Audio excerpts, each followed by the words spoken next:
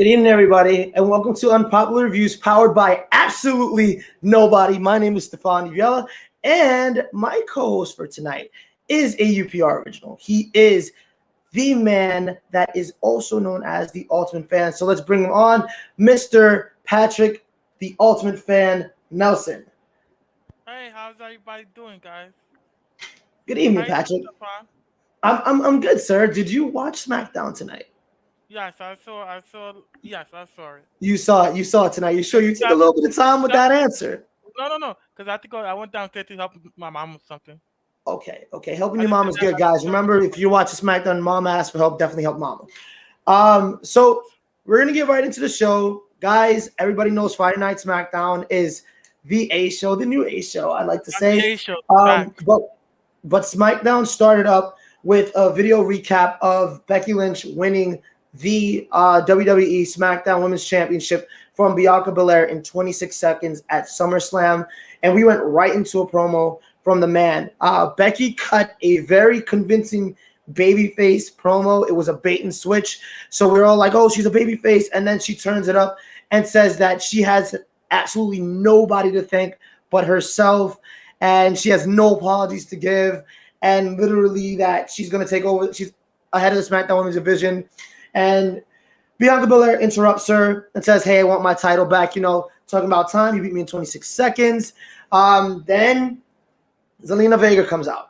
I feel like the whole SmackDown Women's roster basically came out, but it was actually Carmella, Zelina Vega, and also Liv Morgan. They all came out, and Becky's just standing there. And Zelina's problem with Bianca was that she was begging for a match. Carmella's problem was she was not even in the match. Liv's problem was she didn't felt like that they all didn't deserve an opportunity, and that she's worked her ass off for one, which clearly she has recently.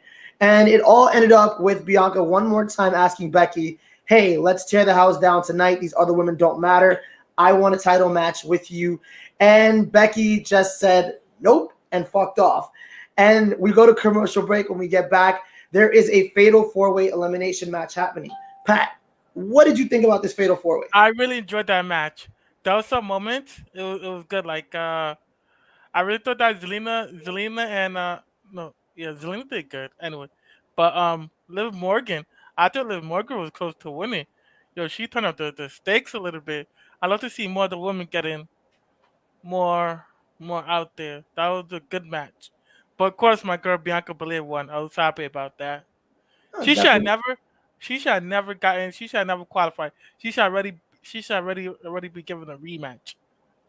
I mean, I like the fact that the She should already. babyface is chasing. I like the fact that she's now chasing the top heel on SmackDown, which is Becky Lynch. But I did like the elimination order. Zelina getting eliminated by Bianca, Carmella getting eliminated by Liv, and then after Bianca and Liv are the final two. Like you said, they had an extremely competitive match. Hold on, Liv yeah. turned up in this match. Liv literally was live tonight, and it made you really think that she's at that level to be like, okay, maybe she's going to be the next challenger. I was watching the show with Anthony here, and as we were watching, like, yo, Liv is going to win this. And if we were booking this match, like, I feel like the booking would have been different. But Bianca won. It was a really great win. These women got a standing ovation, and also just this was awesome chant. And I feel like Liv doesn't get enough credit for how good she actually is in ring. So credit to all these, credit to both women. Hello, everybody. The hellos are pouring in. George says Bianca Hey, Belair George. versus Becky Lynch at Extreme Rules. And I'm going to say that Becky is going to retain. I see that happening. Wink, wink. George also says that Liv Morgan deserves a push. She deserves a super push. I feel like she should be in the title picture. I feel like if anybody dethrones Becky Lynch, it should be Liv Morgan, not Bianca Belair.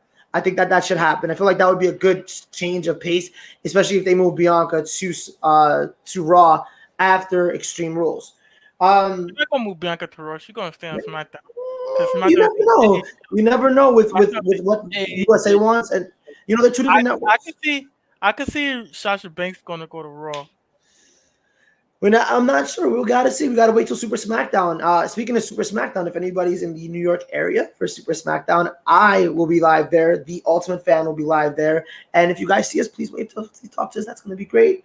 The next segment was a backstage segment with Kayla Braxton, who was waiting on Roman Reigns, and she met Paul E., who she was questioning, like basically like, oh, well, last week you looked kind of shook once Brock came back, when Brock came to SummerSlam, when the next big thing came around, you looked real shook, Paul. Like, what's going through the mind of the Usos and Roman Reigns? And Paul was just like, yo, we getting ready for the family celebration. Everything's all good with the bloodline. We're cool. And then the funniest moment is they're outside of Roman Reigns' dressing room, and Paul tries to get in, and the door is locked, planting seeds of a possible breakup between Roman Reigns, Paul Heyman. So, what did you think of that segment, Pat? What were I your really thoughts? liked this segment. I really thought that something was gonna happen. I'm like, okay, wait, what? Roman Reigns not gonna let Paul Heyman in the room? Why is this happening so quickly? I Now, really thought that Roman go ahead, Reigns Pat. was. I really thought that Roman Reigns was gonna automatically ditch Paul Heyman. I'm like, no, you can't do that to him. I, I feel like it's really creating a dynamic that you just don't know, and Yep, and this he's is not a already. situation that Roman has really been in with anybody. You know, obviously with the Shield betrayals and stuff like that, he had that going on with Seth Rollins. George says I think that Paul Heyman is caught in a hard place. I definitely think he's caught between a Roman and a hard place. The hard place being Brock Lesnar, former UFC heavyweight champion Brock Lesnar, former WWE Raw and SmackDown champion Brock Lesnar. So I think that that's something that is gonna, like it's literally gonna play out over the next couple of weeks. Then we got a video package of Roman Reigns at SummerSlam right after, and then we're back to the backstage because tonight was backstage heavy because we were telling this Roman Reigns story through backstage segments. The Usos come out of Roman's dressing room, and Paul's outside the door, and they look at Paul and they're like, hey, yo, what's up, Paul? Like, everything's all good. Everything's all good. But we got a couple of questions for you, partner. And they start asking him, like, yo, how did you know? Like, did you know that Brock was going to be at SummerSlam? And Paul takes a deep breath and was like, nah, I did not have any idea that he was going to be there. Like, no clue whatsoever. Why would I tear down everything that we worked so hard to build? The Usos was like, yo, but real talk, you sent us to the back.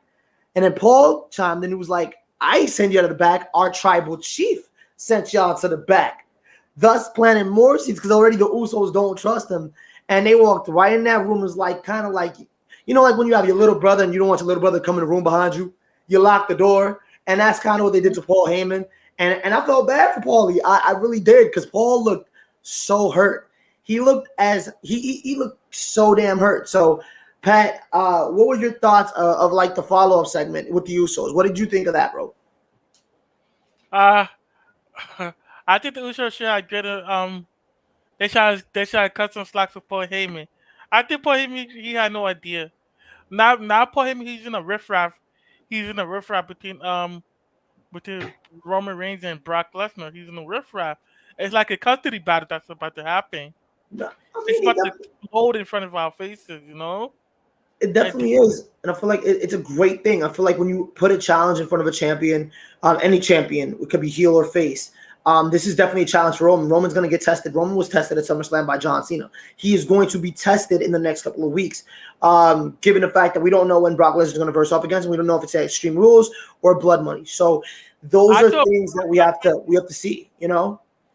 I thought Brock Lesnar was gonna come out tonight. I think he's gonna interrupt the bloodline celebration. I mean, wow, yeah, the Speak, bloodline celebration. Speaking of the Bloodline Celebration, we're going to get to that a little bit later. But the next segment was Kurt Angle's son and Bobby Hill versus a Swiss Superman. This match ended in DQ. I'm not even going to go into the semantics of the match.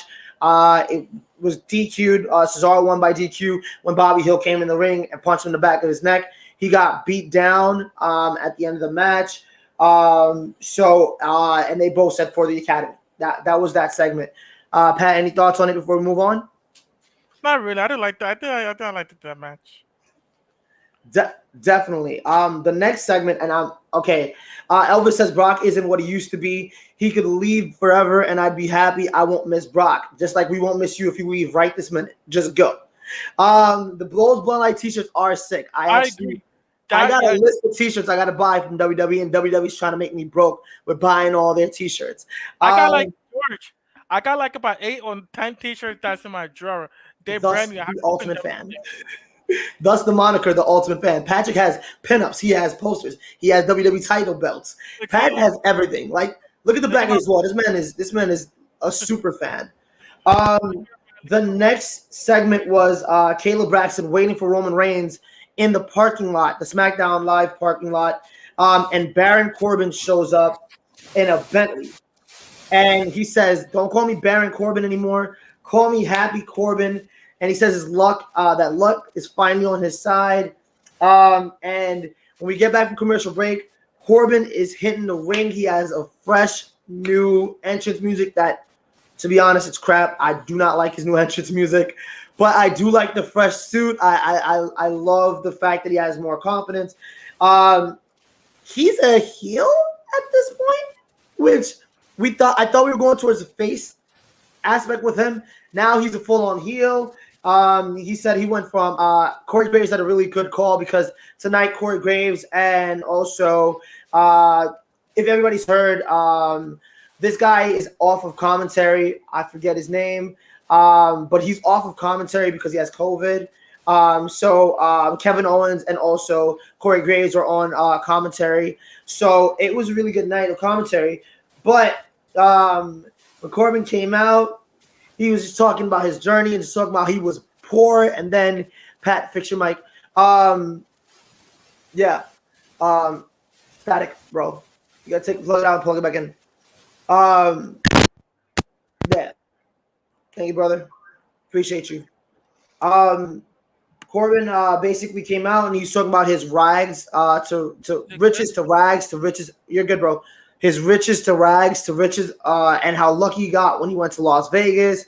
How much he like, once again, another carbon copy of Becky Lynch in terms of, I have nobody to thank but me. I did this. And a la Ted DiBiase, he calls out Big E and he tries to buy the Money in the Bank briefcase from Big E. He says it's going to cause you nothing but pain and sorrow. I'm just trying to prevent you from feeling that. And basically telling him, like, I'm the best person to hold the briefcase. And Big E fired back, well, people lose the briefcase when they cash in, like you. And the crowd popped, obviously, for that. And he was like, yeah, like me. And you see what happened to me. I'm just trying to keep you from being broke. And I want you to be as happy as I am. And he made 3 offers to Big E. And at the third offer, Big E's like, hell no. And at the end of the segment, Big E walks up to Happy Corbin and says, if you don't get out of my ring, I'm going to punch the smile right off your face or something to that effect. And Corbin rolls under the bottom rope and fucks off. So, Pat, what did you think about this segment? I like to find something from both guys. Well, the segment that, well, first of all, Corbin, he deserved it because he was kind of poorish. You know, I couldn't stand him. I felt bad for him because he wore that same shirt almost every single week. I'm like, yo, to the point that I just want to donate to him. But yeah, he deserved it. He deserved his blessing. He was at Las Vegas. He hit the lottery. He hit the jackpot. He deserved it. Also, what stick out to me was that the fact that Big E. I also like that Big E was about to beat him up. I like that stuff. I mean, how did they were there? What I would have done is challenge Big E. Since you're so lucky, I would have challenged Big E for his Money in the Bank briefcase and taken it off like that. I wouldn't have tried to buy it from Big E. I would have personally just tried to say, hey, look, I'm so lucky right now. I'm so hot right now that I'm challenging you for your Money in the Bank briefcase. Elvis says, but I love him. No, I don't love you. Not at all. Pat McAfee has COVID. Yes, Pat McAfee, our best wishes and serious wishes go out to Pat McAfee, who does have COVID-19. I believe George says, nah, Big E is going to cash in successfully. Definitely is. So, guys, before we move on, I want to take a quick commercial break, show you what we have going on in UPR and UPRE. So we'll be back in just a couple of minutes. So, backstage. Commercial break, please. Move on to another breakout tournament match between Trey Baxter and Joe Gacy. It was a cute match. It was good for what it was. Trey Baxter, I really like him, and I just want to say, all the people I picked have went on to the semis. I'm just saying. So what you're saying, what Shay is confirming, she's the booker. Yeah. Shay Book. Shay Book. Shay I Book. don't know something about that. It's like great. Trey. I've said this before. I feel when he had that match with Kushida, but he's just really talented. Like he really can go in the ring, and I see so much for him. Like I really do. I think he's really great. This was a really good match. Like it was cute. Like I definitely enjoyed it. And I feel like the right person won. Nothing against Joe Gacy. Man, ain't I good in those commercials? Hey, ladies and gentlemen, you all guys are watching Unpopular Review, Friday night edition. It's the Smackdown show, and you guys are doing a really great job. I was told I was summoned to come on air because something about plugs. You wanted me to plug some things. Plug up some holes, brother. Plug up some holes. I'm apparently a plugger. You're a plugger. That could be interpreted in so many bad ways. But, ladies and gentlemen, you guys are watching Unpopular Review. You know the deal. There's a lot of stuff going on. Monday nights is a double hitter. You got Mike around the block. I ain't going to put all the graphics up. You're just going to have to hear my smooth, calm voice as I talk into the mic and I tell you about all the stuff that's going on. Monday night, you got Monday evening, Mike knocks around the block. It's for the Intelligent Wrestling fans. So sorry, Elvis. Also on Monday is Monday Night Raw. You can see apparently there's a bunch of people on that show. I don't know who the exact people at this moment, but I think the executive consultant. We're a rotating group on Monday, Wednesdays, and Fridays. So you might see us multiple times. We're team come on the show whenever we're needed. But I'll tell you one time of the day where there's no rotation. That's on Tuesday nights, ladies and gentlemen. You can catch me and the captain. You can see me get on her nerve and talk about how LA Lucky bastards on Tuesday nights. I'm sorry, say that again? Lucky bastards on Tuesday nights. We're the greatest. Tuesday, but also is a good day is Wednesday. Or the most protected. Yeah, well, yeah, that's why you're very protected. I came on here to protect you. As you were. Patrick trying to figure out what the hell is going on. He came in and meanwhile, we're playing around. Wednesday night, AEW, Big Daddy Cool. So once again, it's a rotating door.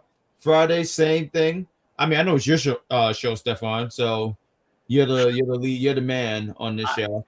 And I'm the tribal chief. This is the island of relevancy. I brought Patrick to the island of relevancy tonight.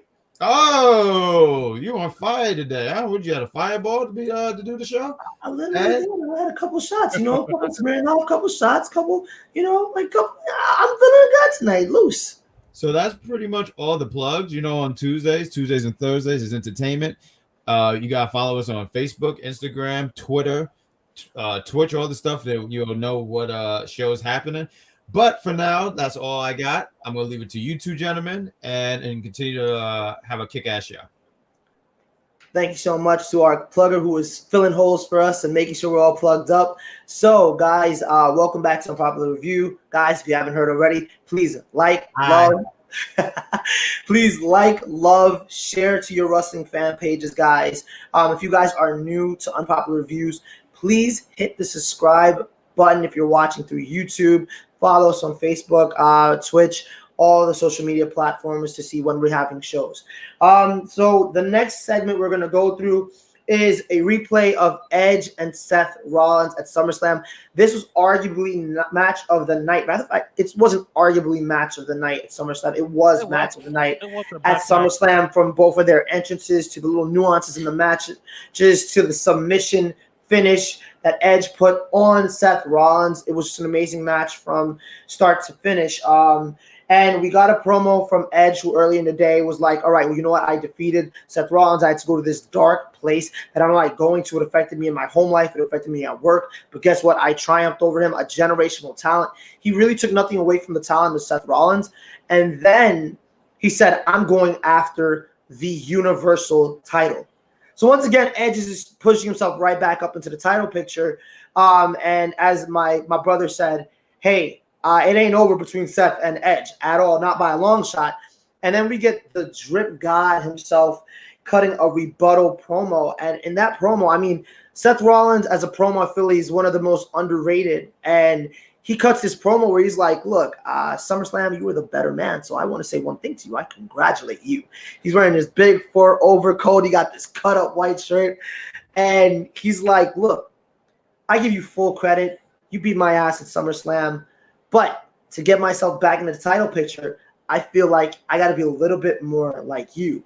So we're going to be getting a darker version of Seth Rollins, which really makes me excited to see his character go in a kind of different direction. I don't know if he's going to be ultimate opportunist Seth Rollins. I don't know if he's going to be kind of a knockoff of the Brood Seth Rollins. What do you think? What do you think is that's the next step, Ultimate Fan? What do you think he's going to be doing to be more like Edge? I think he's gonna get it. First of all, he's gonna try to play mind game with Edge. He's gonna try to wait to find Seth Rollins.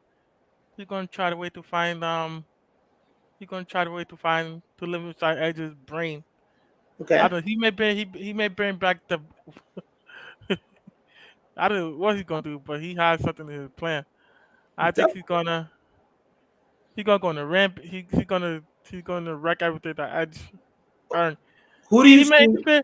If Edge has a qualifying match, he may interfere. He's going to interfere Edge's match. The feud is not over. He may have that. He may go back to that to the burning down and then just beat his ass. Okay. So we're going to get to the title picture a little bit later, but who do you see coming into the title picture? Do you see a triple threat happening with Roman Reigns, Seth Rollins, and Edge? What do you see happening in terms of Seth Rollins and Edge in the title picture? Or do you see them versing off against each other again at Extreme Rules? I see a one-on-one match, another one-on-one match. I was about to say at first I see a triple threat match because Finn Balor. Now Finn Balor went in, and you know. All right, we got to look out for that. The next, say again. I said look out for Finn Balor. He's We don't get to all that. You jumping, brother. Slow. It's like I'm gonna be the tribal chief a little bit. It's like sex, man. You got slow. So the next one is King Nakamura with Rick Boogs. Rick Boogs is over as all hell. He is super over. Nakamura is super over. They came out, and then between the time that they came out, Roman Reigns finally arrives to SmackDown super late. It's like around 9:15, 9:30. Roman Reigns is walking to his locker room, sees Paulie outside his door. It's like, yo, what's up, Paul? Do I got to open my doors myself? And as only he should, he opens the door for the tribal chief. And Roman looks at him and is like, you coming inside or what? Like, what you standing outside for? Like, you belong in here with us. And Paul walks in, which is pretty funny because to me, it seems like the Usos made a decision to keep Paulie outside by themselves. That wasn't really a Roman thing, but we're going to see where that goes a little bit later. So we got Nakamura and Boogs versus the Dirty Dogs. This match was pretty good. Damon says, Elvis, if you leave, we want to miss you. George says Edge versus Seth Rollins at Extreme Rules is sort of TLC match. A match that Edge and Christian both originated. That's great. So during this match, Apollo had a promo, said that Shinsuke Nakamura, King Nakamura, is an embarrassment to the IC Championship, and basically ran down Shinsuke and said, I want my rematch, and you ducked me. The match basically was run by Rick Boogs, who gets a pin on Dolph Ziggler, a former world champion, which was pretty damn good. Pat, what did you think about said match? It was a good match. I'm happy that what's the name lost. I'm happy that Dolph Ziggler and Bobby Roode lost. The Dirty Dogs? Dirty Dogs, correct. I'm happy that they lost. They did not need to win. Shinsuke Nakamura and them, they good. I call him Simon. I'm gonna call him Simon Dean. He reminds me of Simon Dean a little bit. I can't agree with you because I don't know who that is, but we gonna get to that. We definitely gonna get to that. You know who Simon Dean is? Come on. I was like, man, you jump on out of nowhere, man. Hey, I wanted to spice up the show a little bit. I mean, you guys are talking so about we don't need your spice. We don't need whatever spice you try to add to the show. We good. And that's the problem, and that's why that chicken will never taste good. You know what? We don't do seasonless chicken. We not white here. We don't do seasonless chicken. We don't do chicken without seasoning. We don't know. You guys are talking about it. We do what we need to do. You already know this, man. I'm glad we know that your mouth is good at running. So now I'm gonna need hold you to hold on. You're guys, on my show. I am. On my show. I am. I would like you to leave the island of relevancy and go back to Tuesday nights. That would be nice. But I'm not gonna say that because you're a respectful person. You mean so the what show did you is a come really here to big say? deal? Did you come here to educate? Did you come here to educate or one-on-one with me with this promo? But you guys are talking. Look, you're not ready for it, kid. You're not ready for it. I'm just telling you. Ask Willie if he ever shows up to work how promo battles against me go. Ask Willie about that. Maybe one day we can get that going. But now, now that you have exercised your mouth, now let me speak kindly because you guys were talking about the Dirty Dogs. That was actually really hilarious. You mentioned something. You said it would be funny. Well, what did you say, Patrick? You said it's you're glad that Dolph Ziggler lost, right? So one of these guys is supposed to be trying to go for the Intercontinental Championship, right? Possibly. Correct. Possibly both. I don't want to take much of you guys' time. I just want a minute here, as you guys mentioned it.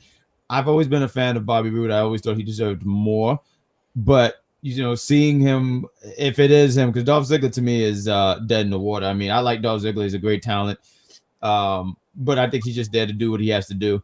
I look at Bobby Roode and I'm like, I want to get excited about it, but it's kind of hard to want to be excited for something, and they haven't been doing anything with him for like. Bobby Roode was glorious in his NXT days. I like that character. I feel like once you change that gimmick. Once you change that gimmick, you watered him down completely. Like once they changed the glorious gimmick, that was the end of Bobby Roode. Mm-hmm. Bobby Roode actually had a lot of potential when he first came up. At least to me, I mean, he had a good look. I mean, older guy, fine, but I think he was crisp in the ring. And if you let him be the glory, that whole babyface thing. But let's talk about now. At this rate, I just don't feel like there's no value to him. Like I want to hold up hope.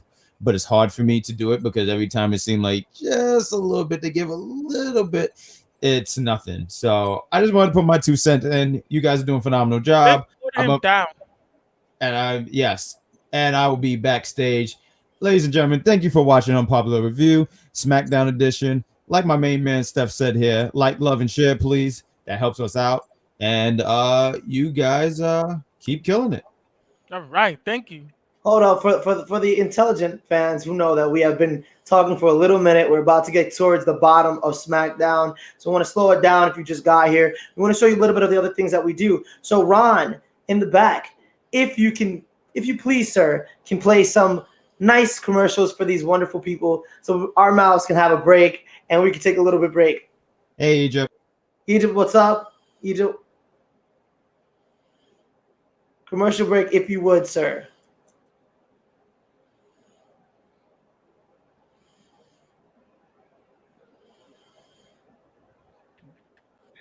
Off camera, John Cena and Randy hug. Yeah, I just saw the picture. It was hilarious, actually. But it's funny because at the end, when they do hug, and you knew it was coming, you just knew Randy was gonna do it. It was just place marked out when they were like raising hands and acting like they were going. And the jabroni next to me was like, just wait. And I'm like, yeah. I mean, who couldn't see this coming? You knew exactly what's going to happen because the realization that they're going to go after AJ and Omos was going to be next week going in to SummerSlam. Good job. Good job to the guy, the master of the storytelling. Oh, I know a thing or two about that. I write books. But, ladies and gentlemen. Hey, welcome back, everybody, to Unpopular Reviews, SmackDown edition. Guys, if you are just joining us, if you are on Facebook, please share up to all your fan pages. If you are watching us on YouTube, please subscribe. Instagram, please like. If you guys are on Twitch, Twitter, the whole thing, please follow us to see when our shows are. We have shows Monday to Friday. Tuesdays and Thursdays are UPR Entertainment, where we talk about movies and TV shows. Monday night starts off with Mike Knox for a show around the block for the intelligent wrestling fan.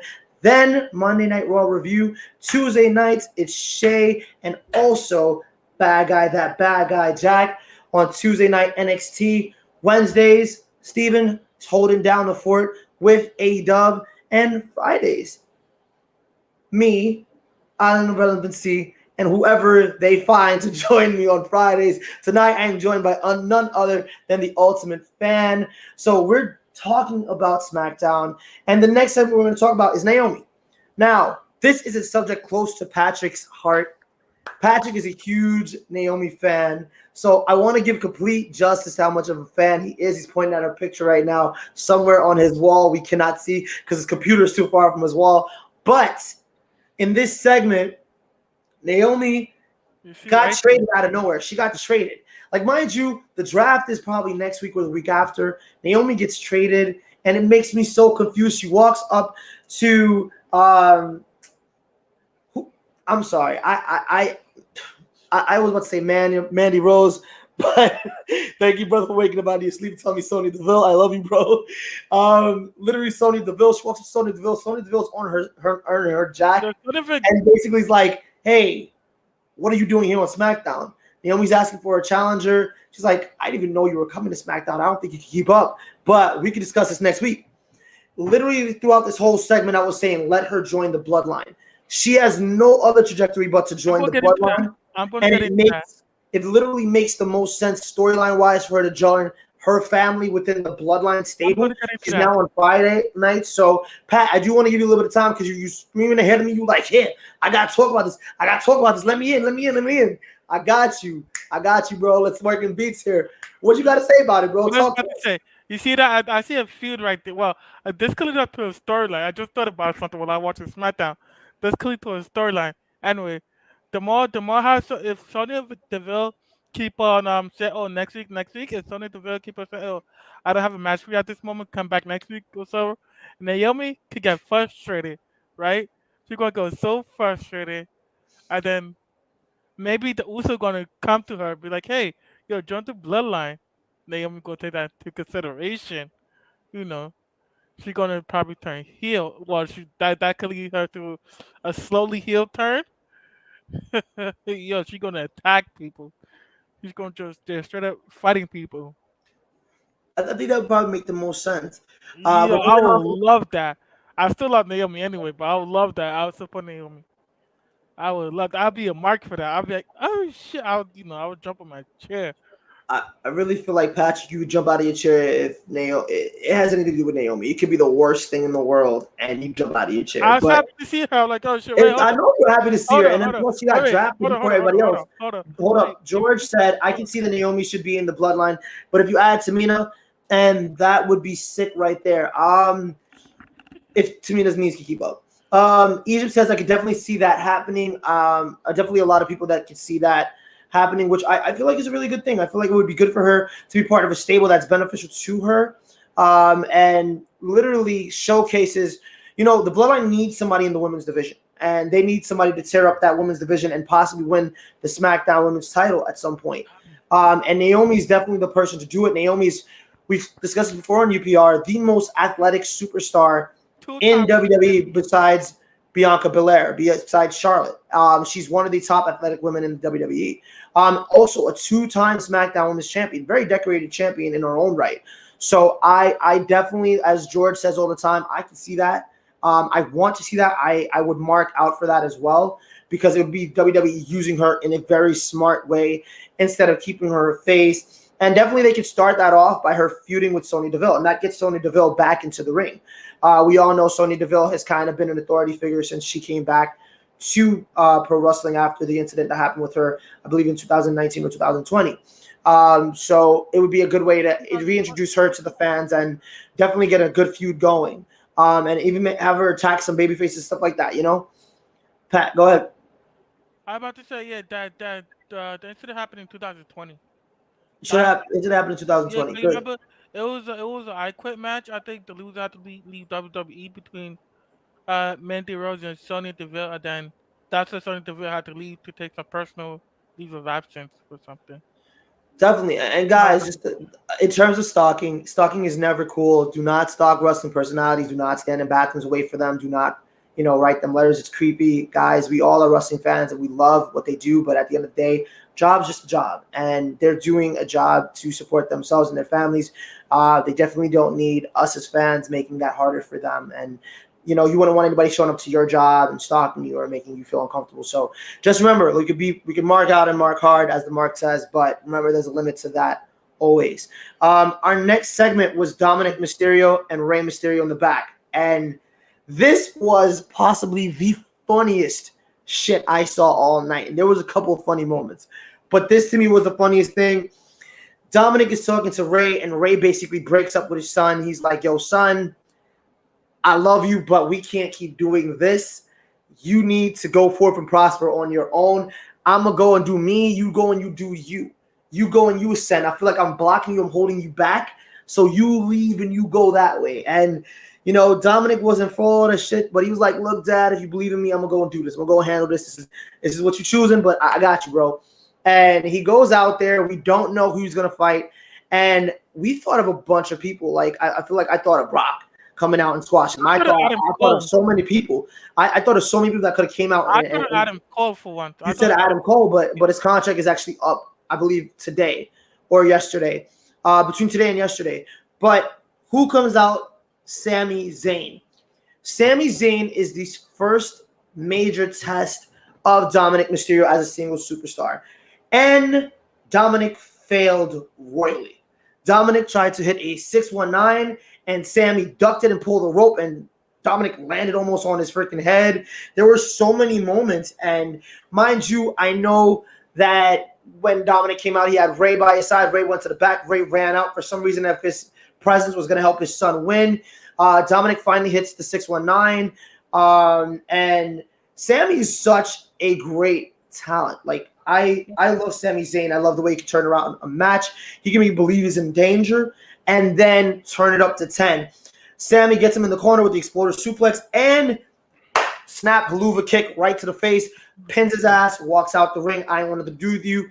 After the match, Rey rolls in the ring to console his son who has just lost this very important testing match.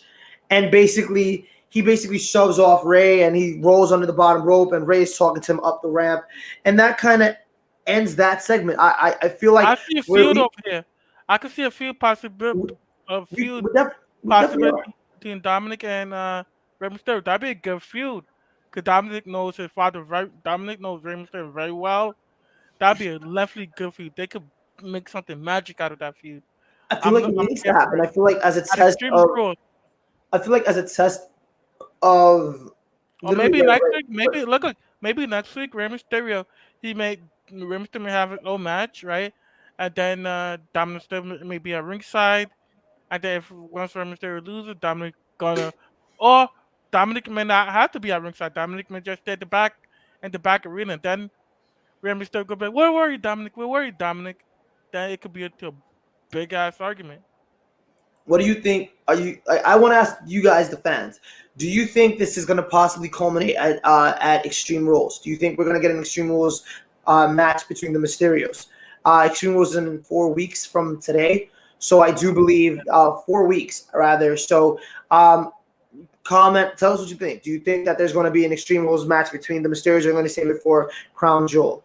The last and final segment of the night was the Bloodline, and they were in full force. Paul Heyman is outside a gorilla position with Roman Reigns. The Usos go out first to the Tribal Chiefs. Amazing music. Like I say this every freaking week. He is the boss of the video game. He's literally Seth Rock. If you're a Cloud and you're stepping to him, that man is Seth Rock. That man is, you know, who's the boss of Mortal Kombat? Because there's so many. Shao Kahn, you know, Shang Tsung. He is that elite boss, and his music is just so amazing. I feel like his presentation is leagues above every other star in WWE in terms of how he's presented. And him and Paul had a moment before he went through the curtain and gorilla position, and Paul was hesitant to go. He was going to hand off the title to Roman and say, hey, this is for family only. And Roman is like, well, Paul, you are family. And like basically tells Paul to come out with him.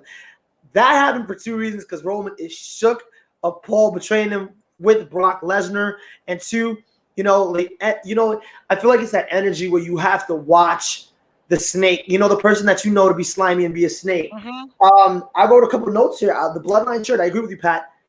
Freaking incredible. It's Roman at the table. He's at the head of the table. He has the Usos, the Universal title spread out, red side. WWE is getting all my money these next few weeks because I'm going to be buying T-shirts towards Super Smackdown. I feel like Roman fears the F5. As confident as Roman is, it's just Eggman also for Sonic, Bowser for Mario. Like let's go on and on. Thank you, Jack, for backstage. I mean, for Super Smash Bros, Roman Reigns, he like the hand. You know that boss in Nintendo 64. That's who Roman Reigns is. The hand. It was like the hand. Yeah. I could definitely dig it. I could definitely dig it. I just got one thing to say. Master Hand, good shit, good shit. I got one thing to say, right? Roman Reigns loves trios. Roman Reigns is not like ordinary sex. He loves freaking trios because he is now in a trio with his cousins. He went from being part of the Shield, which is a trio group, to being part of this one. If he's in AEW, he's go for the trios title. But that's a great thing. They all looked amazing. The way that they're presented is amazing. They came out and you thought Roman was going to speak tonight. Roman ended up not speaking. He passes the microphone to Paul Heyman. Paul Heyman then says, you have the opportunity. Your reigning, defending Universal Champion is giving you the opportunity to acknowledge the Universal Champion. And then he goes to the Usos and he presents the Usos a la DX. It's just like tag team champions of the world. Like, I am just like, oh my gosh. Like, just the little nuances that Paul Heyman does. Like, we discussed it on our episode with Chris last week, those little nuances that Paul Heyman adds to the Roman Reigns character. The facial expressions, the wordings, everything was really great. As Roman was out there soaking up the booze as he would, basically Finn Balor's music hits. Everybody's waiting until the last 5 minutes of SmackDown. We're waiting for Brock to walk through the curtain. I thought he was gonna look Every single fan is like at the edge of their feet, like, are we going to see Lesnar? Bring us the man who likes cutting meats and going to baseball games. Give us the former UFC heavyweight champion. Give us the former WWE champion. You know what I mean? Give us that dude. And Finn comes out. And mind you, Brock Lesnar's going to come. I mean, pick the right moment. He definitely is going to come. But, look, Finn came out. And when Finn comes out, Finn gets a really great reaction because he's wearing his print shirt. He's wearing the X mark shirt. He got an X on his jacket. He's telling Roman, I got screwed out of a SummerSlam opportunity by John Cena, and don't worry about Cena. I'm going to take care of him when time is due. But I'm talking to you right now. I'm not going to wait till SummerSlam because I don't trust none of y'all bitches. I'm going to challenge you to a Universal title fight next week on SmackDown. Roman is laughing. Roman is looking at Paul Heyman. And Finn with the elbow to the face. Finn hits Roman a couple times with elbows. He gets jumped out by the Usos. The Usos then get attacked by the Street Profits, who make the save. The segment ends with Roman staring down the ring at a down Jimmy Uso getting coup de grace by Finn Balor. Pat, this was our last segment. What do you think about this segment? How do you feel about the dynamic with the Usos? Do you think we're kind of backtracking with? Besides that one of my that's my second favorite segment. I like that the fact that Finn Balor, he had a heart to step up to Roman Reigns. Cannot Roman Reigns, he's on top, like you said, he's on top. He's like the El Jefe, the El Grande Jefe. Roman Reigns, he's like Let's just stick with the tribal chief. We don't gotta be Spanish with it, but let's be tribal chief. The tribal chief defending. We don't say El Jefe here on the show. Yeah. We say the tribal chief. You acknowledge him. You don't call him El Jefe. The fuck, you walk up to your boss and like, yo, hey, El Jefe, what's up, El Jefe? No, you don't. Shit. Yeah, he's like the boss. Yeah, so people gotta put some respect in the name. Hold up. Let's get some of these comments. Derek Mitchell says, I'm old enough to know Bobby Heenan is the greatest manager ever. Paul Heyman might bring that comment backstage. You took that off the screen real quick. Paul Heyman might be the next in line as a manager / special counsel. You're definitely right. Heenan is the best, bar none. And Paul Heyman is in that same cloth. Definitely can work the heel gimmick, can definitely work the comedy gimmick as well. And this puts him in a different situation. And he's arguably in talks to being one of the best ever managers. George Samuel says, I see the Usos versus Street Profits as well as, and I can't wait to see that match. That's gonna be a best match. That's gonna be a banger. So let me ask you guys a question. Do you think we're kind of backtracking? Like we had SummerSlam where we all got excited because Brock Lesnar came out. Do you think we're going to get a Finn Balor Roman Reigns program, or is this going to be a one and off? What do you think, Pat? What do you think, Ron? Ron, come back on screen. Ron, come back on screen, bro. I think next week is bound to happen, and then somebody gonna interfere. Maybe Brock Lesnar may interfere. You think somebody's gonna interfere? Like in 10 minutes in the match, Brock Lesnar gonna interfere. Or if that doesn't happen, two possibilities. That doesn't happen, then Roman Reigns is not gonna come out. You know, Roman Reigns, he's gonna be playing mind game with Finn Balor. He may just not show up or something like that. He's that type of person. He may be like, "Oh, I don't know. He's not on my league." He gonna have someone else do his dirty work. Definitely. Right dirty. Now, I've summoned Jack because I want to hear for your opinion. What do you think of the SmackDown Universal Title picture? What do you think of the SmackDown Universal Title picture, and what are your thoughts about it moving forward? Because I know you probably watched SmackDown and you saw the final segment. But what are your thoughts of because we're gonna go around and just talk about the high points and the low points, but we're gonna give overall grade for it later. But I just want your thoughts on just the last segment and where you think we're heading. So I gotta say, I know I was summoned and I'm backstage and I'm fighting with this barbecue sauce, trying to get some barbecue sauce on my chicken. That was pretty rough. But I'm glad to be here. So you're asking about my opinion about the Universal Championship. I think it's good. It's good to have contenders. You have potential Seth against Roman again, Edge against Roman again, which I wouldn't want to see. Brock is in the picture. Now you got Finn in there. It's intriguing. And I would like to see what I would like to see. I feel like Finn is next in line. That might happen next week. Yeah. So, and I would like to see this version of Finn against Roman, who's been killing everybody. So I don't want to say I'm excited about it, but it does make me go like, well, I'm glad they're doing that. It makes the championship feel important because that's something you really, really want. Something that sometimes I think WWE missed the boat on because sometimes I don't care about that title or whatever. But now with Roman have it, which he's, I've said a few times, he's been killing that. I think he's been, like you guys said, the final boss, Sephiroth. Goro, you should have used Goro for more. Could have used Goro. Goro. He could have used Kronika as well. If we're talking about Mortal Kombat, could have used Kronika. Could have used anything. Yeah, you could have used any of them with the 4 arms were boss, except the girl. No one took her seriously. Shiva. It's an awful name. But I digress. But yeah, I think it's cool that there's a lot of contenders for the championship. All right. So final grades on SmackDown tonight. What did you guys think? The follow show to an amazing SummerSlam. What were your grades, gentlemen? B+. Why do you give it a B+? Because I like that. Well, I like everything was well put together. Everything was well put together. It was not. I didn't have no down moments of it. You have no downs for it, so it's a B+. Ron, what are your grade for tonight? What would you give it in terms of just being a follow-up to SummerSlam? Do you think they hit the mark or they missed a little? I thought it was all right. I thought there was some stuff that you could feel like, oh, this happened after SummerSlam. Now what did they go from here? Like the stuff with Becky earlier, which I thought that they did a good job because it made me not like Becky at all. I mean, I really wasn't a fan of that ending. And then with this coming out, I was like, oh, she's looked like they're going with her. Pushing it. Grade what? I mean, did it feel like? I feel like that at the show after SummerSlam, it wasn't what it should have been to me, but I would still give it. It was solid. I mean, I wasn't really bored. It was a decent show. Grade. I'm gonna give it a B-. Wasn't bad. I'll give it a B-. And I also said B because I had barbecue sauce. It began with B too. I'm gonna be very generous. Next time, bring some barbecue chicken for everybody, okay? All right. And I'll make sure that eat it before I come on air. So you interrupted my comment, Patrick, to ask the man for barbecue chicken. Are you aware of how disrespectful that is? You know I am the reigning defending. Mm-hmm.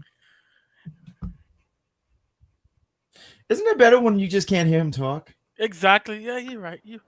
It's gonna be better when you go to the back. That'll be better. This feud we got going on, it's gonna come to a head one of these. I'm gonna show up on Tuesday night. I'm gonna shove my foot up your ass Tuesday night. Don't have me show up on Tuesday night. Don't have me come to Tuesdays. No, don't worry. The door be open, and you're allowed to come in. I just can't promise you there'll be anything come on the through that table. door willingly. Wait for me on Tuesday night. Matter of fact, go there now. Go there now and wait for me. This is All right, Derek is not. I'm feeling the Street Profits. The star of the team is Montez, Angelo Dawkins, and when they split, I've always had the vision of him really killing it in the mid, the mid card scene because he's so great. I agree with that. Bad guy. What do you think of Naomi John? I mean, why not? It's funny on Tuesdays. You talk about Tuesdays. What is it? Escobar's group. Now they got a female. Hit Row. She rocked before the NXT. Before NXT. We got George. George gives it solid B. Yes. Derek, he says, finish just filler. The fact he said he'd rather face Roman next week on SmackDown rather than Extreme Rules that has no rules is a head scratcher. I think he'd rather be on SmackDown because most people will watch SmackDown over Extreme Rules. Extreme Rules, like I don't know. I mean, I get what you're saying because like, why would you do it here instead of on the pay-per-view? But I think if I'm also Finn, I'm like, I want my match now. I would do it right now, right now. I see where Finn's coming from. I agree with. I'm happy to cut you off. I agree with where Finn's coming from. I know what kind of driver you are now. You just cut people off. I see what kind of driver you are. I'm telling you, he cut people off for chicken. He cuts people off for anything. Like you just got cut off too. So you ain't above being cut off because you eat barbecue chicken and he wants something. He hungry. You ain't above it, Zach. It's the original swag. He cut you off. He cut me off. He cut Chris off. He's just a cutter. That's what he does. You're a cut. There's a villain in Mega Man. It's called Cut Man. That's you now. Now I just want to put your head on Cut Man. But carry on, Patrick. I'm just having some fun. I forgot what I was about to say. I left my training. Man, sniped the thought out his whole head. Said, I ain't got nothing to say now. Y'all just went off on me. I lost my training thoughts. God damn it. Egypt asked, what do we think of Naomi on? He was mentioning, we're talking about the females and a lot of these male groups now. Yeah. So Egypt asked, what do we think of Naomi on SmackDown being traded out of nowhere when the draft is literally like almost maybe 2 weeks away, if I'm not mistaken. Huh? I heard that the draft is going to be on October 3rd or something like that. I don't think it's going to be then. I think it might start at Super SmackDown because Super SmackDown has both Raw and SmackDown Superstars. So it makes sense to start it at least then and run it into Raw. So that would probably be it. But if that's what you're hearing, if WWE announces it that it's in October, then look out for it. But I would just be looking out for it to start during Super SmackDown. I think that would be a logical place to start the draft just because you want to reshuffle the deck pretty much and get everybody where they need to be. But given the date of Extreme Rules, I mean, Extreme Rules is late September. September 26th, exactly. So I doubt they'd switch everything up. So you might be right about that October 3rd based on like Extreme Rules being like a couple weeks before. It might be October 3rd. We don't know. We don't have it on. We don't know at the moment. Ladies and gentlemen, you're watching Unpopular Reviews. If you like what you're seeing, please give this video a like, share, subscribe. Tell your friends about this Unpopular Review. Leave a heart, leave a comment.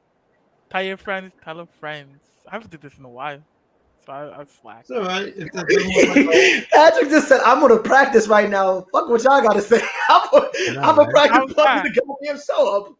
So with all that being said, gentlemen, was there any final words regarding the SmackDown that you guys wanted to talk about? I feel like you guys covered everything. I mean, we cover everything. I feel like it's a free fall right now. Just talk about the week of wrestling. We have a couple more minutes. I'm gonna maybe the next 5-10 minutes we just talk about the week of wrestling and just talk about our highs and lows of the week in general. I guess this week, coming off the back of SummerSlam and leading us into the next pay-per-view for All Out for AEW next weekend.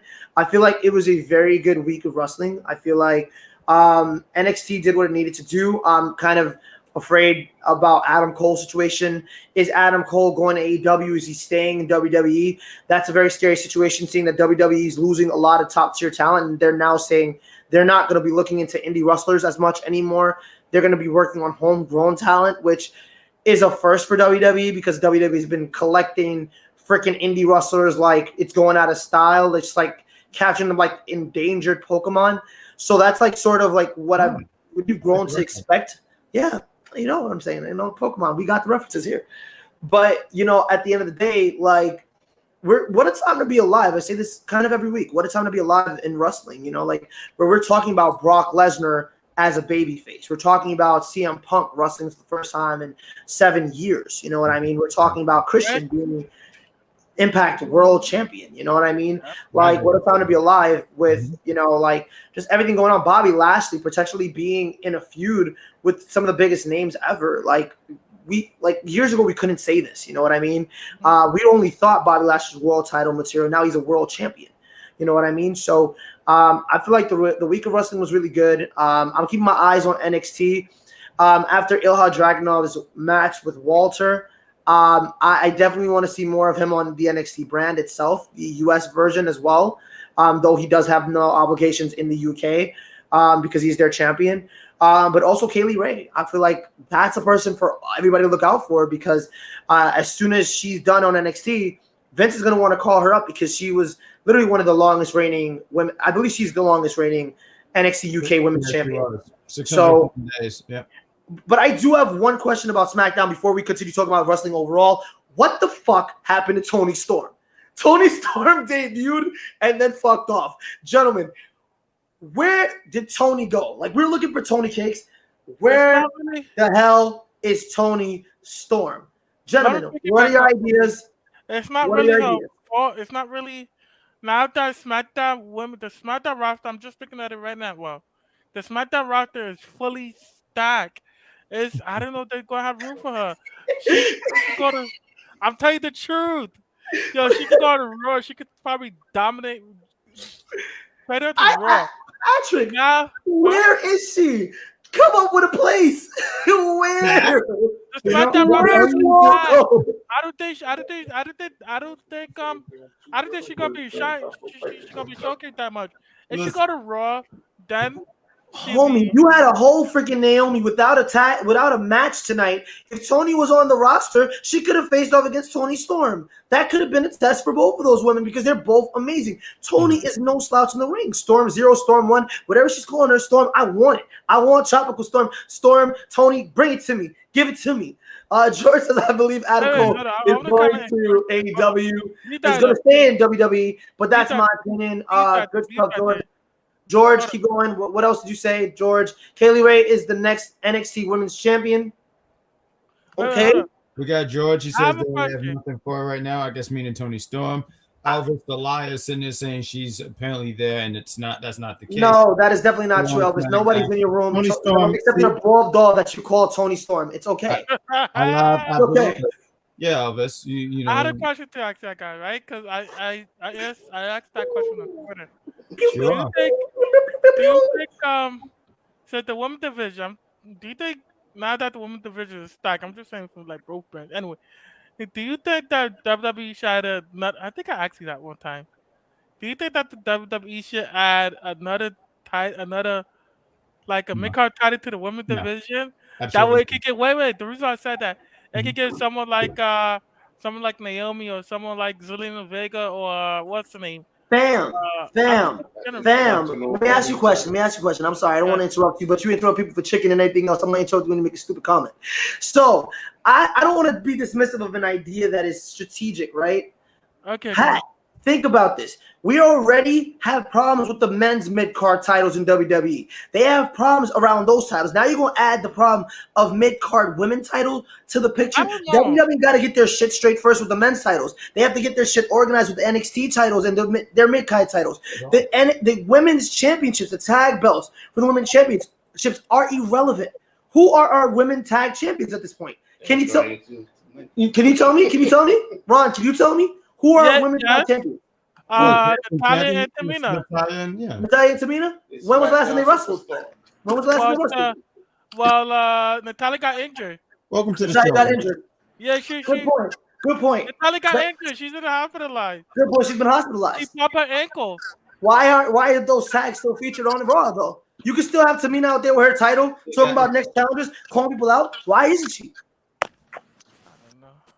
I don't know. I'll wait. Any thoughts into this I definitely want to say this, right? My brother just showed up to work, and I'm just so proud of him for getting here. I am so proud of you, Willie, for getting here. I'm smiling at you. I miss you, brother. I love you, brother. But Steven Willie Beeman has just joined the show, y'all. Ladies and gentlemen, how you doing, brother? What do you think of SmackDown? Yo. What's going on, fam? It's your man, Stephane and Willie Beeman. I'm a little late to the party, but I am here, man. SmackDown was pretty decent tonight, actually. It was the SmackDown after SummerSlam. It was decent. Back like I was talking about the tag belts, the women's tag belts. Anyway, they kind of fell off, and I guess it is because Natalia, who got the best boobs in the WWE, has been injured. So, I want to see, like Stephane was saying, see them be featured more on all shows like they supposed to. Like, you really don't see them on. You were seeing them on Raw for when it was a hat thing, but now they just being dismal because of Natalia's injury. But yeah, man, I'm here. Sorry for my tardy. I'm tardy. Nah, don't even worry about being tardy. Willie was out in the field. He's out working. He's getting vaccinated. He's doing the whole thing. So Willie, thank you for being here. We know how important the things that you're doing are. So thank you for joining us.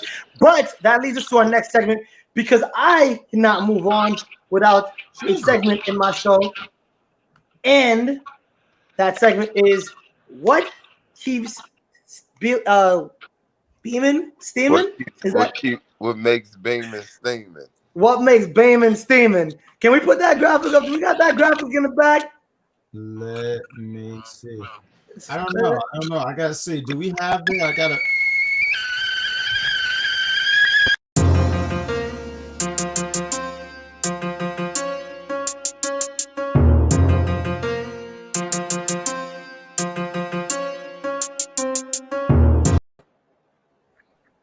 Okay. I was gonna do the one thing, but Willie, do you have anything that's steaming? Oh man, I'm always prepared, man. We're gonna drop the jewels of what makes Beeman steaming this week in the world of wrestling, man. Actually, it was a bunch of good things, and I'll start. First thing that made Beeman steaming this week, which was a bad thing. I'm so sick of seeing Drew McIntyre and Bobby Lashley. I don't care if it's in a tag match. I don't care if it's fucking Hell in a Cell. I hate that we're somewhere down the line about to get Drew McIntyre and Bobby Lashley again. That's gonna fucking blow. Second thing that made Beeman steaming this week. Now this was epic. The return to CM Punk on AEW. Man, not only like he gave off the Michael Jackson effect, man, on Rampage, man. Like grown men was crying in the goddamn audience. Just it goes to show how much the wrestling world been missing them, been wanting them back. So that was dope, even though, it got teased on multiple occasions that we knew we was going to get him for it to be in Chicago, his hometown, the United Center. Hell, I don't think we've seen the crowd be that loud in Chicago since MJ. So, I ain't going to call him the MJ of the wrestling world, but yeah, CM Punk, see him get his love and his actual reaction. It was like Edge at the Rumble when Edge came back, man. How he was just and all how the fans was just giving him love and support. So that was dope. Third thing that made Beeman steaming this week, Curry and Cross, man. What the fuck is up with this fucking gladiator slash I don't know. I know what you're talking about. You're talking about Karrion Kross's new look. It reminds me. I think you look like he hated it. I'm so sorry, Patrick. You do that one more time. You're out of here. I don't know if it's Mad Max meets Gladiator. It's not Mad Max. Do you guys remember Golden Axe? It's like one of you pick from Golden Axe. Yeah, absolutely. And so, wow. I guess wasn't good enough. That's the third thing that made Beeman steaming this week. Fourth thing, Bianca Belair losing the belt to Becky. That's another thing that made Beeman fucking steaming. Becky should have came back on Raw and got her belt back. I didn't think that they needed to take the belt from Bianca. It was just pointless WWE booking again. I see that they needed to do something to combat CM Punk's return with bringing back Becky and Brock, which I think they were scheduled to come back. I think Becky was scheduled to come back in the fall actually instead of at SummerSlam. So they had to combat, getting their ass handed to them by CM Punk's return. Fourth thing, no, that was the fourth thing. Fifth thing that made famous statement this week, the treatment of Paulie Heyman, man. They locked him out of the goddamn locker room in the beginning of the Smackdown, man. I thought that was a bunch of bullshit. That shit was hilarious. That was the most hilarious shit I ever did seen in my life. You ever been locked out of a room, bro? Like, you ever had a room door locked on you by somebody? How disrespectful is it when somebody close you out of a door that's in your own home? You know what I'm saying? Like, disgusting. Just think you about to walk trifling. in. They think he was just about to walk in, and then all of a sudden, man, they treated him like cat piss. It was super funny, man. It was like, yeah, you're not with the cool kids anymore, Paulie, and you made us cool, but you're not with the clique no more. That was a bunch of bullshit. That's that school lunch mentality where like you would sit there at the table and then the next day like, no, you can't sit here anymore, and then you're gonna get squirreled. But look at how the situation looks, though. It looks like if you saw Paul on SummerSlam, Paul looked guilty as fuck. Paul looked like, oh shit, I done got caught with my hand in the cookie jar. I got caught sleeping with somebody else's girl. Like any bad thing, that's what Paul looked like. And I thought I heard him at SummerSlam saying like, "No, Brock." Like I thought he was saying no. Like, that man was definitely saying, "No, Brock, please stop it, Brock. Just go, Brock. Leave, Brock. Go away. Brock, don't kill my best friend. Yeah, so don't kill my tribal chief. Don't do that. We can be the three best friends that everybody would want." So, do we think we're gonna get Brock going to Raw to get the final battle between him and Lashley that we've been watching? Hell no. I heard that. I think they're gonna put no. I think they're trying to really stack SmackDown hard. I think they're really trying to like really make SmackDown like the A show. I think the story, and I think the story. Yeah, no, go ahead. I like the fact that Ron kept talking over Patrick because Patrick interrupted him. So he tried to derail Patrick interruption. Thank you, Patrick. That's your just deserves, my man. Say excuse me. We believe in politeness here on UPR. Excuse me is the word. My bad, really. My here we go. All right, fuck it. No, go ahead. Go ahead, Patrick. What you think? No, it's all right. It's okay. Bobby Lashley. It doesn't mean anything what I have to fucking say. We can something about that. Do you think Brock is gonna fight Bobby Lashley? He did not want to face Bobby Lashley. I heard something about that. I read something about that. I came across my news feed one time. Man, he's gonna first of all take this L to Roman. I think the way it's gonna go is we'll take this L to Roman, and if they do shift him over to Raw to face Lashley, it's gonna be after he takes that L, and that's what's gonna happen because there's no way he's gonna go to Raw first and then back. Like it's not happening. I don't think they're gonna do that. I don't think the story is him on Raw though. I think the story is him on SmackDown. Like that's what I'm saying. He has 8 matches. So I think they can get more out of having Brock not because the way Brock was whooping Roman's ass before he lost to Seth. Like let's be clear, Roman doesn't have a clean win over Brock. Like he don't. Like he was I think he had that SummerSlam, that one he won. I think that was the cleanest that he's ever beaten Brock. I think because like for me it would be a cool idea for him to go to Raw, but I would hate for him to go to Raw without Paul Heyman. Their package deal. I hate the idea that they're split. So if he was going to Raw, it'd be like, and he was going against Bobby Lashley. I think the potential on that could have been really big. Like Bobby and Brock. A lot of people wanted to see that, and then you got MVP, who's pretty solid on the mic, going toe to toe with Paul Heyman. I think that's a missed opportunity there. But the story here on SmackDown is, Brock, like the roles reversed. Roman's the heel. Brock is like is he like the hero that's come home? He's here to save his big fat friend and sitting there because he don't want to see his big friend get bullied. So that's the story. I mean, it's gonna be intriguing. Like you see that they broke out the new Bloodline shirts, which I ordered. Oh yeah, they were talking about it a lot. You ordered one? Yeah, I ordered one tonight. I'm about to order that shit for Super SmackDown. George says Bobby Lashley versus Brock Lesnar. I think will be a good match. Yeah. Elvis, shut up. I don't even want to acknowledge that. Damon, good evening. Damon? How you doing, brother? What's going on? What's going on? What's going on? Queen's in the house, baby. What's going on, Slim? The boys are here. George says Bobby Lashley with MVP and Brock Lesnar with Paul Heyman. I would love to see it, as would we. I think that would have been potential there. I think if they write it right, I think we can get with Heyman can convince Brock.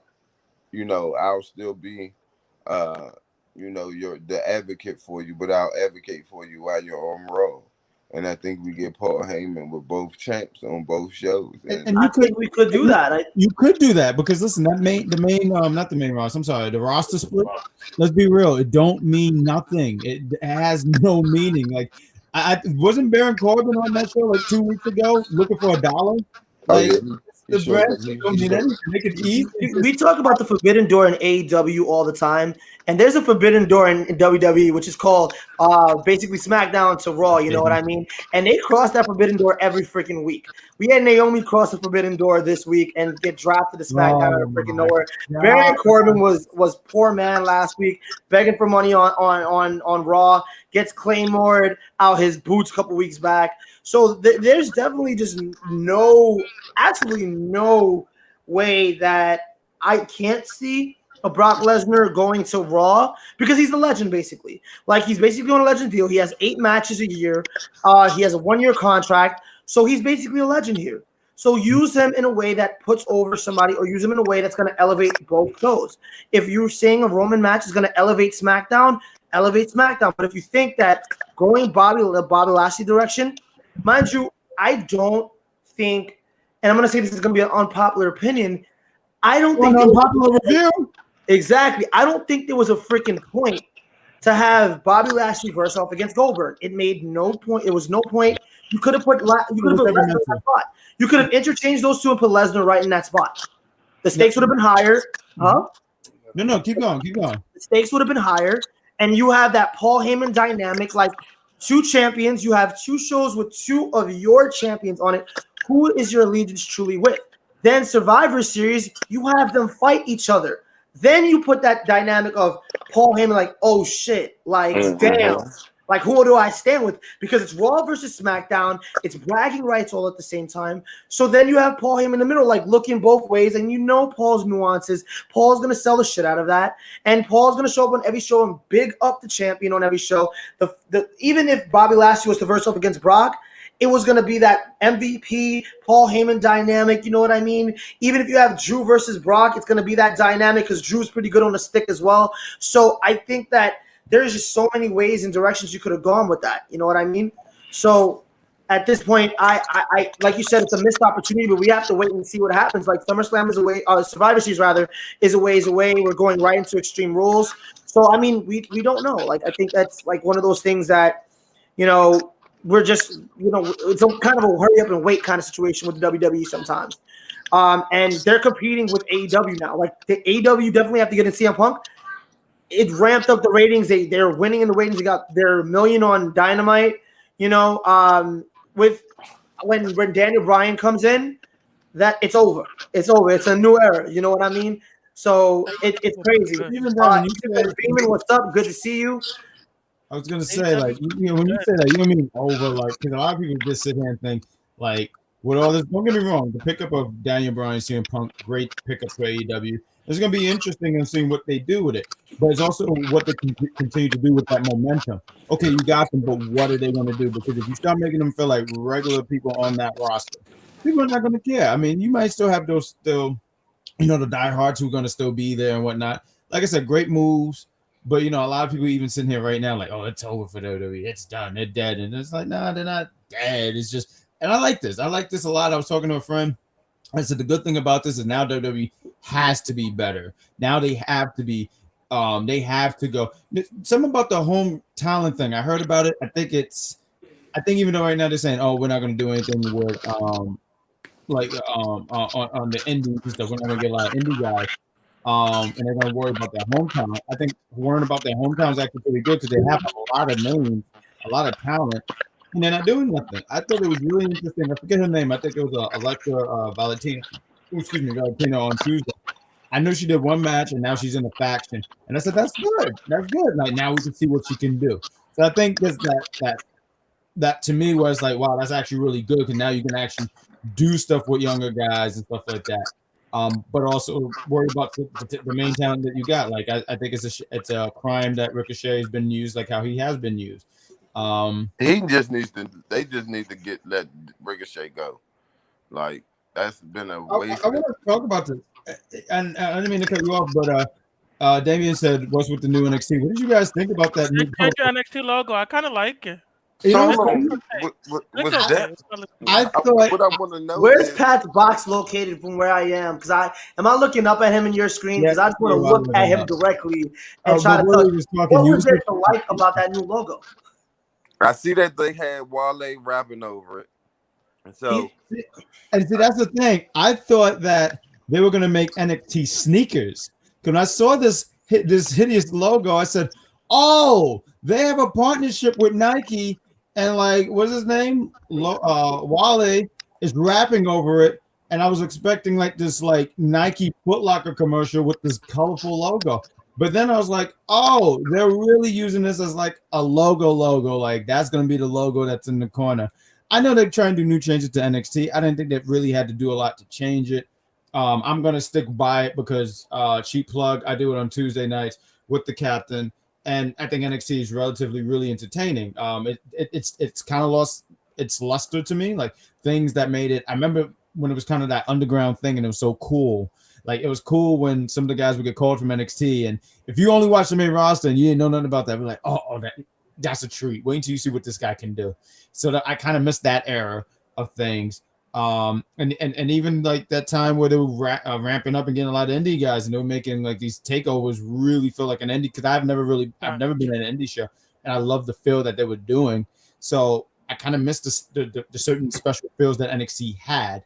I mean, does it still feel special to me? Of course, because I love wrestling. You know, like I get annoyed with wrestling sometimes, but it's one of my first loves. So I say all to say, like, this new thing, and it looked like they're going through a new change or whatever. I mean, I'm gonna sit here and support it because, you know, when you're a wrestling fan, it's almost like you know, like if you're a pet and the owner is just very mean to you, but you keep going back just hoping that things will change. That's kind of how I am right now with NXT. All right, fellas. If you are fans, rather. If you are just joining us, welcome to Unpopular Views, powered by absolutely nobody, as I said earlier. We are wrapping the show right now. We're giving final thoughts of the wrestling week. So we're going to be powered by. Guess what we powered by? Powered by absolutely nobody. We're powered by nobody. We powered by them. We're powered by them. These nuts got him. You didn't get shit, Willie.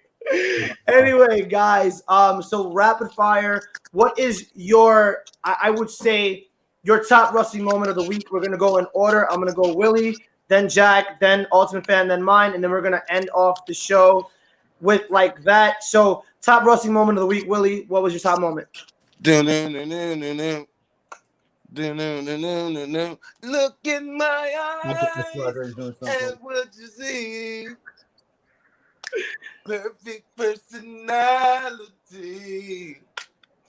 And then you guys, this is the wrestling fan. What are we supposed to be singing with you? It was crazy. CM Punk.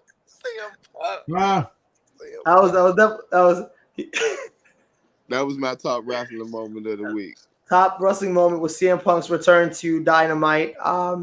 Jack to Rampage to Dynamite this week. Jack, as you eat your chicken and lick your fingers, what was your top wrestling moment of the week? This was really a tough one. So Lily tonight, me trying to open up that barbecue sauce, I kid you not, pain in the ass. Kind of got this mark on my hand now. Now I'm really upset. But it's the best barbecue sauce. They don't plug me at all. I'm gonna say Trader Joe, go to them. Great place to go, food shopping. Pretty pricey though. Moment of the week. I mean, it's really hard to top the CM Punk, but that was last week. What is the top wrestling moment You know what I'm gonna say? I do have one, and it technically is last week, but I'm gonna go SummerSlam. And you might say, what was the wrestling moment at SummerSlam? Even though you had Seth against Edge, but this was my favorite moment. I want to share with you guys. I feel like I'm in a safe place and I can talk and tell you what I like. When Bobby Lashley put the Hurt Lock on Gage, I enjoyed every freaking moment of that. Exactly. You know, that kid had no damn business in the ring. Facts. Oh, look, I want to go help my dad. I want to go save my daddy. No. Now, you know what happened? Then Bobby Lashley had no time for that. He said, these kids, he said, I'm going to teach you something. I'm going to teach you the hard knock life. And he did that, rapping right to Jay-Z. It's a hard knock lot. What he was fucking turning like that. That's how. All right, we want to create a safe environment for our hosts where they can be honest about their secret likes and desires, and apparently Jackson's Child BDSM. abuse. So child abuse and BDSM. It ain't no time. That He Bobby got him Lashley good. had- When he put him You in know that what he fucking deserved. locker, I loved every wink, and I said, I can't wait for fatherhood.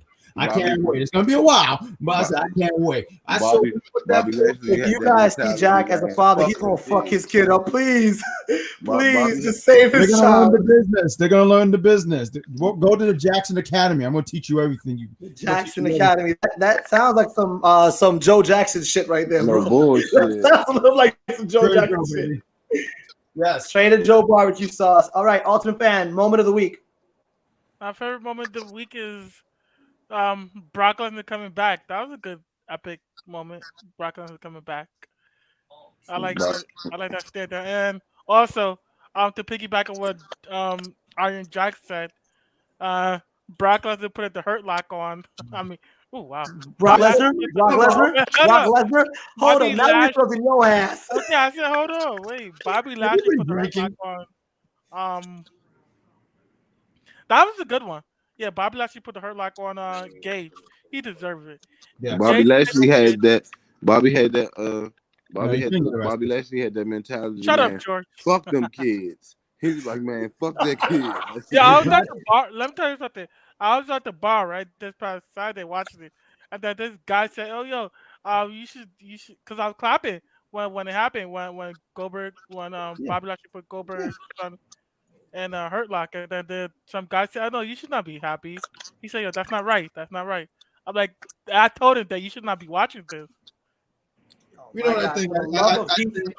I think Patrick, when Patrick, you too nice, man. Patrick, You gotta, Patrick, for the love of Heath Slater and his 17,000 kids, why the hell y'all like seeing kids get abused? Like, if we already watched Dominic Mysterio tonight take a major haluva kick to the face, and that's a baby. We seen Aaliyah be in a basically arranged marriage with Buddy Murphy a few months ago. What is all this WWE and this child abuse stuff? I don't Like, know what's going on in the world of professional wrestling. we got to talk about this. We got to have a whole episode talking about children in professional wrestling. George says, Patrick, I will say it again. Bobby Lashley should be arrested for child abuse. LOL. The LOL provides the idea that he's not serious about that. He definitely supports you on the low. Don't worry about it. You saying something that he can't say. Good job, Pat. Good on you, Pat. man, fuck them kids. There we go. So guys, my moment of the week is actually tonight. Actually happened tonight. Liv Morgan really showed me something tonight. Liv Morgan, who gets like this rep of being very new and very green, she literally showed her progression, and literally had arguably the match of the night with Bianca Belair in that 4-way eliminator. A nice match within a match, and she made us believe that she was going to win. So that was my giving new stars and stars that you don't expect time to shine. And I love when WWE does it.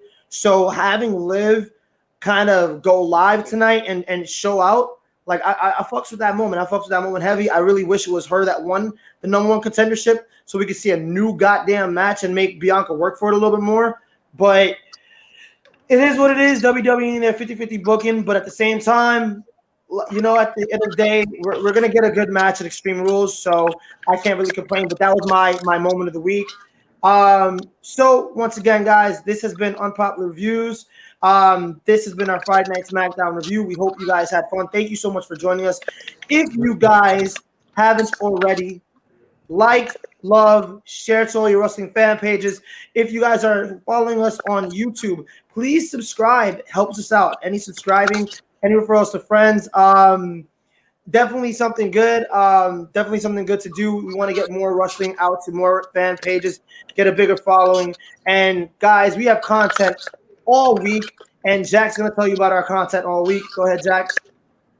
Oh, you want me to do it again? So, Monday night, we got the Monday night review show. I forgot who the goddamn hostess is. We be rotating.